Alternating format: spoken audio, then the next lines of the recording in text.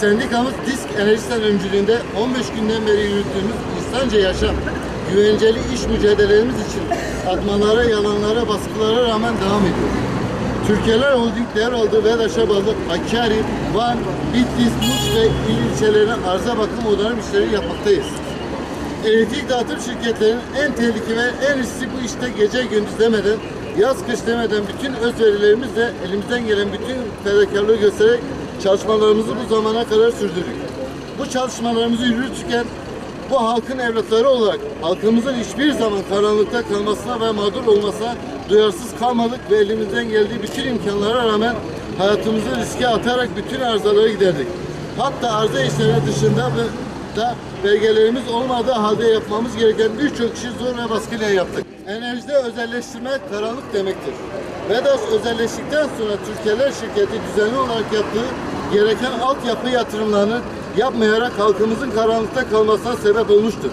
Yine şirket tarafından periyodik olarak yapılması gereken hat bakımları yapılmadı. Bütün bu uyarı ve ikazlarımıza rağmen bu sorunlar görmezden gelindi. Hiçbir önlem alınmadan meydana gelen arızaların sebebi biz işler olarak göstermeye çalışıldı. VEDAŞ yetkilisi Zafer Türk tarafından yapılan açıklamada bu yatırımların ve bakımların yapıldığı söylenmiştir. Fakat söylenen gerçeği yansıtmamaktadır. Bu vurdum duymazsızlık bütün sorun ve sıkıntıların yaşanmasına sebep olmaya devam etmektedir.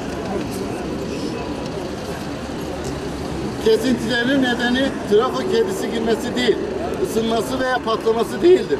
Zaten bu zamana kadar böyle bir olay gerçekleşmemiştir.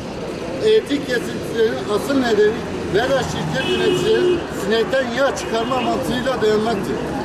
Şirket yöneticisi fazla kar elde etmek için her şeyi yapmaktadırlar. Belgeler ispatlıyor ki özellikle kışın yaşanan elektrik kesintileri bakım ve onarım uydurmacasıyla yapılan kesintilerdir. Aslında kesinti olan saatlerde böyle bir bakımla onarım işi hiçbir zaman yapılmamıştır.